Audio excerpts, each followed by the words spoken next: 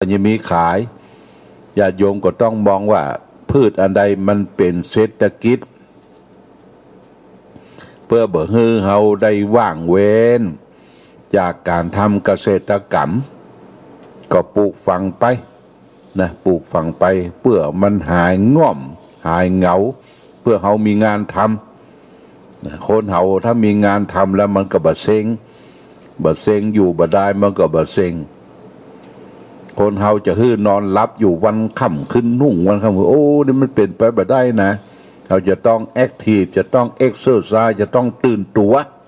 ญาติโยมตื่นตัวเนี่ยอย่างใดจะทำให้มันเป็นประโยชน์ตนประโยชน์ท่านนะ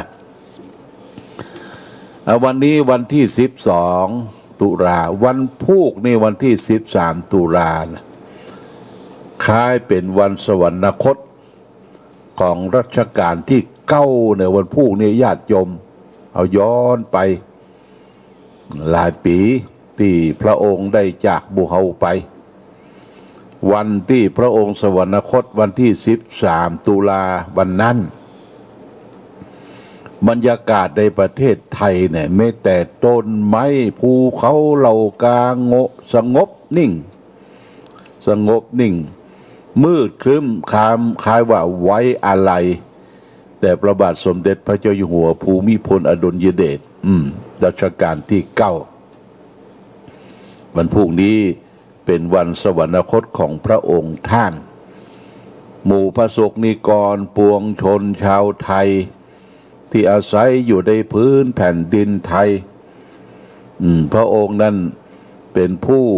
มีคุณธรรมปกครองราษฎรโดยทศพิธราชธรรมทำ10 ประการพระองค์มีความกตัญญูกตเวทิกาต่อสมเด็จย่าเป็นอย่างมากแล้วก็ได้ทำโครงการต่างๆแก่ประสบนิกรปวงชนชาวไทยไว้เป็นอย่างมากโดยเฉพาะอย่างยิ่งโครงการพระราชดำริญาติโยมเศรษฐกิจพอเพียงซึ่งเข้ากับหลักธรรมคำสอนขององค์สมเด็จพระสัมมาสัมพุทธเจ้าเศรษฐกิจพอเพียงนี่ก็หมายความว่ายินดีในสิ่งที่ตนได้พอใจในสิ่งที่ตนมีพระองค์ส่งเสริมให้ใจพื้นที่ของเฮาทำไร่นาส่วนผสมญาติโยมนะที่ต้งที่นาเฮามีน้ำสะนวกคนเท่าว่าน้ำสะนวกคือขุดบ่อป่าเลี้ยงป่าเลี้ยงหมูเลี้ยงเป็ดเลี้ยงไก่แล้วก็สันบ่อป่านั่นก็มีห้างต้งมีปลูกพืชสะปะเป็นต้นว่าบะกล้วยเต้กล้วยไต้ของกินของใจจะไข่ตะไคร้ขิงข่าปลูกไว้สะปะเนื่องสะปะเพื่อเอาไว้บริโภคเอาไว้กินเหลือจากการบริโภคไว้กินแล้วก็ยังเอาออกมาจำหน่ายหรือเอามาจ่ายแจกคือแก่เพื่อนบ้านอย่าแจกคนนั่นแจกคนนี้ว่าของที่สวนมันมีนักเนี่ยที่สวนมีนักเอามาแจกจ่ายกัน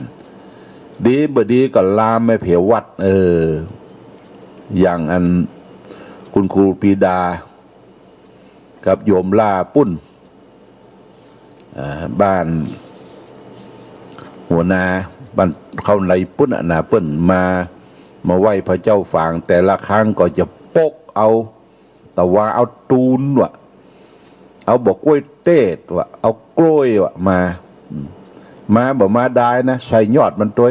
200 300เป็นค่าไฟฟ้าของวิทยุเปิ้นก็บอกว่าในส่วนของเปิ้นมีสะปะปลูกฝังไว้กินไว้ใจไว้บริโภคเพื่อแผ่ไว้กินไว้ตามอยากจะหันอย่างเอี้ยญาติโยมนะที่บ้านที่จองบ่มันว่างตามขอบหัวกำแพงขอบคิด บอกว่าลอกกำแพงนอกและกำแพงตังในอาตมาเดินทางไปหลายที่หันนอกกำแพงหัวญาติโยมนะโอ้เปิ้นเติมบ่ฮือว่างเด้ออย่างไตไปตังแม่ศูนย์แม่งอนี่นะโอ้เปิ้นปลูกสะปะเนอะผักไม้ไส้เครือจักไข่ใบบ่ขูดปลูกฝังไว้มันเหลือจากการบริโภคได้กินได้ใจแล้วก็เพื่อแผ่กันสร้างพี่สร้างน้องเพื่อแผ่กันอันนี้ก็โครงการพระบาทสมเด็จพระเจ้าอยู่หัวรัชกาลที่9เปิ้นแนะนำให้พระสงฆ์นิกรปวงชนชาวไทยอยู่ในผืนแผ่นดินไทยเนี่ยคะแนนว่าจะไปขี้ค้านถ้าขี้ค้านเนี่ยเป็นนายแบนางแบแม่มือขอเปิ้นมือก็บอกกุดนะบัดด้วนนะปากก็จะดีหูก็จะดีตาก็จะดีจะไปขี้ค้านนะปลูกฝังบ้านเฮานี่โอ้อุดมสมบูรณ์พูนสุขอุณหภูมิให้ญาติโยมแม้แต่ว่าเอาหอมเตรียมหอมบัวนะเอาไว้ในโรงครัวนะมันยังออกงอกนะออกงอกใครรู้ออกเป็นพันอะญาติโยมแต่เอาไปต่างประเทศเนี่ยโอ้ลำบากอย่างอาตมาเคยไปประเทศอเมริกาไปจำวสาพุ่นปีหนึ่งที่ลาสเวกัสลาสเวกัสเนี่ยที่เปิ้นไปสร้างบ่อนคาสิโนเป็นทะเลทรายญาติโยมฮ้อนเนอะที่ฮั่นน่ะฮ้อน40 องศาอยู่ตำนอกนี่บ่ได้อะบ่โตแดดเผาฮ้อนรังระวังต้องเขาอยู่ในร่มเปิดแอร์อยู่ตลอดเวลาปลูกฝังยังบ่ได้ญาติโยมปลูกฝังบ่ได้ถ้าจะปลูกจะฝังอย่างต้องทำเป็นโรงทำเป็นโรงแล้วก็คืออุณหภูมิการแดดกันอย่างคืออุณหภูมิใส่แอร์เข้าไปปลูกจักไข่ปลูกอย่างปลูกฟักแฟงแต่งเต้าเนี่ยต้องอาศัยรัฐอื่น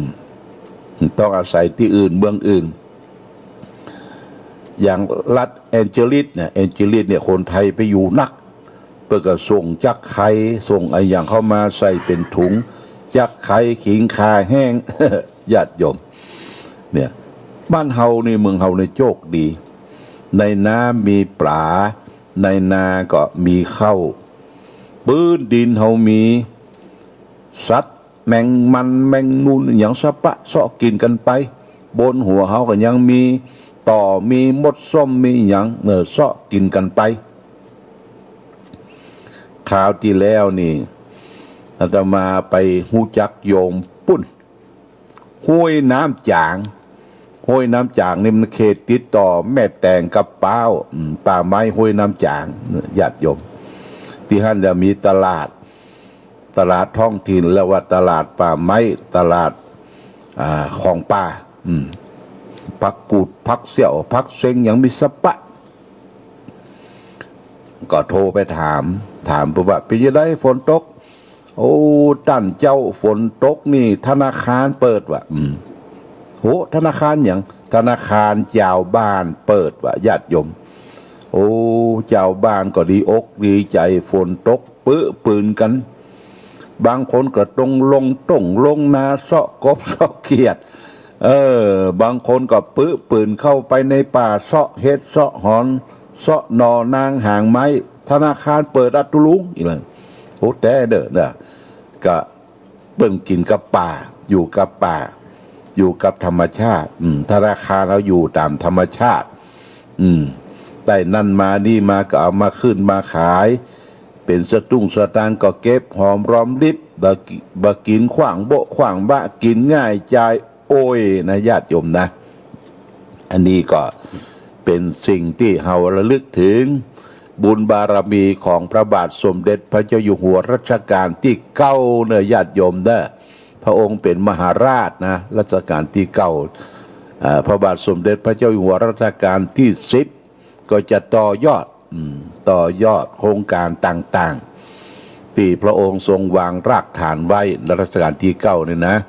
คือเฮาอยู่ปอกินปออยู่ดำเนินชีวิตบ่อัตคัดขัดสนนี่ช่วยกันไปนะญาติโยมเนอะปลูกฝังไปพักไม้ใส่เกลืออย่างสักวางก็จะบอกแปบออกแล้วนี่ดงบ่แปรบเมืองฝางนี่อยู่ที่ปุ้นเนอะบ้านหนองขวางเนอะญาติโยมบ้านหนองขวางแม่งอนหนองขวางวัดท่านเจ้าพระครูสุคนสุตะโสพลบ้านนั้นเปิดปลูกบ่แปลกดึงบ้านแหละญาติโยมวัดแม่งอนหนองขวางนี่นะปลูกบ่แปลกแล้วก็ส่งไปขายเป็นถุงใหญ่ขายส่งตลาดเมืองใหม่ตลาดนั่นตลาดนี้เพิ่งก็มารับซื้อถึงตี้นี่บ่แปบถึงบ่แปบนี่ญาติโยมมันทำอาหารได้หลายอย่างตำบ่แปบคั่วบ่แปบแกงแค่แกงบ่แปบอย่างได้หมดนี่นะบ่แปบฟักแปบถั่วแปบทางไทยเลยว่าถั่วแปบเจิ้มน้ำพริกต้มกับน้ำพริกก็ได้เนี่ยอยากเขาจะให้มีแหล่งการเพาะปลูกการทำการเกษตรกรรมเพาะปลูกในบ้านในจองเขาปุ๋ยเขาก็ใช้ปุ๋ยคอกนี่ไงปุ๋ยขี้วัวขี้ควายเปิ้นขายบ่แป้งที่เปิ้นเลี้ยงวัวเนี่ยญาติโยมกระสอบ20 บาทปวดโตเอามาใส่ต้นไม้วึดขึ้นต้นไม้ต้นตอกวึดขึ้นปุ๋ยขี้งัวขี้ควายเนี่ยเป็นปุ๋ยอย่างดีปุ๋ยครอบวันนี้ได้มาปะก็จะนำธรรมะเอาธรรมะทางสุขใจมาฝากคือแก่ญาติโยมเรื่องหนึ่งวันนี้จะเอาเรื่องอาภัพเหมือนปูนอาภัพเหมือนปูนนี่อย่างไรคนสมัยก่อนนิยมกินหมากกันนักสมัยก่อนนะได้อู้จากันไปถ้าได้เกี้ยวหมากทำให้ถ้าบ่ได้เกี้ยวหมากนะทำให้มันเปรี้ยวปากว่ะกันไปก็บ่สนุกสนานแต่ทำให้ใจคอนี่งุดงิดเสียตัวเนี่ยคนติดหมากที่กินกันนั้นมีเครื่องประกอบหลายอย่างเช่นว่าใบปูเปลือกไม้หนังกอและก็เป็นต้นที่ขาดไปได้อย่างหนึ่งคือปูนการเคี้ยวหมากนะถ้าบ่มีปูนก็บ่สำเร็จประโยชน์คนแต่ก่อนก็ถือกันมากถ้าบ้านใดปูนในขันมากแห้งเสียแล้วนะลูกสาวเจ้าของบ้านนั้นก็ต้องถูกตำหนิตีเตียนว่าเป็นคนบรรลุการบ้านการเฮือนเอาเลยทีเดียวแต่แม้ปูนจะสำคัญบ่มีไผถึงแต่พูดกันว่าเกี้ยวหมากกินภูก็ถ้ามาถึงปูนแล้วก็มามีความหมายในทางที่บดีหรือถ้าใครมีความผิดซ่อนอยู่เบื้องหลังแล้วโวยวายขึ้นมาเองเขาก็เรียกว่ากินปูนฮ้อนต้องเสียชิบหายเนี่ยญาติโยมปูนจึงชื่อว่ามีความอาภัพด้วยเหตุนี้ชีวิตประจำวันของคนเราก็ต้องการความถูกต้องการความดีกำกับอยู่ทุกกระเบียดเดียวขาดธรรมะเห็นแล้วชีวิตเราก็บ่มีความหมายถ้ามีเงินแต่ขาดธรรมเขาก็จะมีแต่ความโลภมากขึ้นเท่ากับจำนวนที่เงินมียศศักดิ์ถ้าไร้ธรรมะก็จะมีแต่ความผิดในทางเบียดเบียนล้างผ่านเท่ากับความสูงยศศักดิ์ถ้ามีความรู้มีปริญญาแต่ขาดธรรมะขาดคุณธรรมเขาก็จะมีแต่ความโหดร้ายเท่ากับความรู้แน่นอนเหลือเกินความร้ายต้องมากขึ้นตามส่วนเขาที่มีอยู่ธรรมะจึงชื่อว่าเป็นสิ่งจำเป็นแก่ชีวิตที่ขาดบ่ได้แต่แปลกญาติโยมแปลกอย่างไปก็บ่ค่อยมีใครจะอู้ว่าธรรมะเป็นสิ่งจำเป็นเลยได้ยินอู้กันหูหนาว่าเรื่องกินสำคัญเรื่องเงินสำคัญเรื่องอาชีพสำคัญเป็นต้นตะอันทั้งที่ทุกเมื่อเจียววันเขาเองก็อาศัยธรรมะดำรงชีวิตอยู่ด้วยความสุขธรรมะแต่เหมือนกับคนที่อู้ถึงธรรมะแต่มักจะพูดว่าธรรมะคือยาเบื่อคือเรื่องของคนแก่ เรื่องของคร่ำคือเรื่องของคนหนีโลกหรือเครื่องของคนอกหักฉะนั้นธรรมะจึงมีความอาภัพในตัวเองในสายตาของคนทั้งหลายเช่นเดียวกับปูนที่กล่าวมาแล้วเหมือนกันธรรมโมหะเวลัคติธรรมจารีธรรมแลย่อมรักษาผู้ประพฤติธรรมนี่ฝากไว้ในญาติโยมนะวันนี้ก็ขออนุโมทนาขอโมทนากับพี่น้องเวียงป่าเป้าพี่น้องเวียงป่าเป้าก็มีหลวงพ่อท่านพระครูปฏิภาณธรรมทิน